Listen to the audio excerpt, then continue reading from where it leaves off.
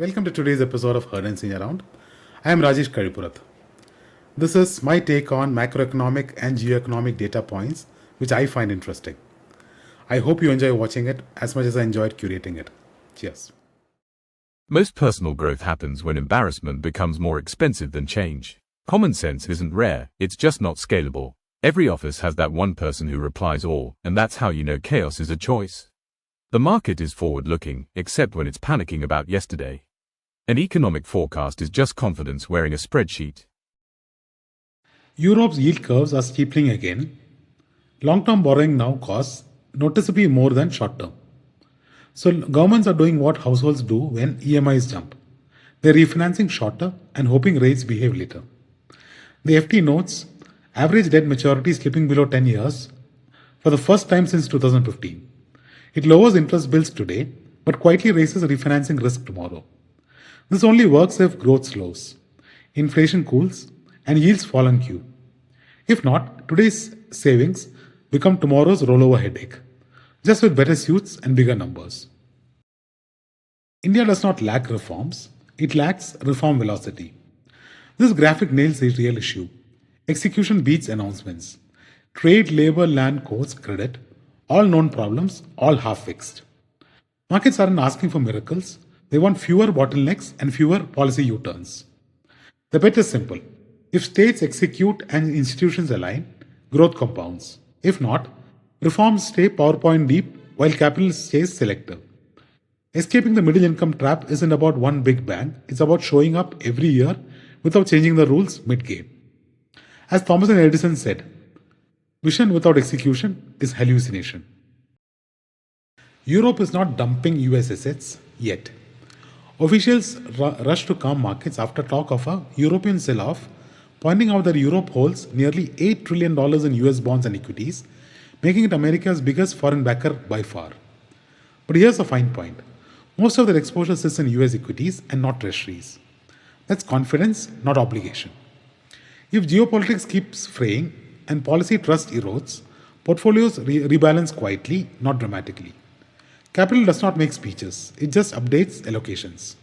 As Rubini says, when trust goes, everything becomes expensive. $767 billion is not wealth. It's a macro variable. Elon Musk alone outweighs the combined fortunes of the next 3 global billionaires and almost matches India's top 100 richest put together.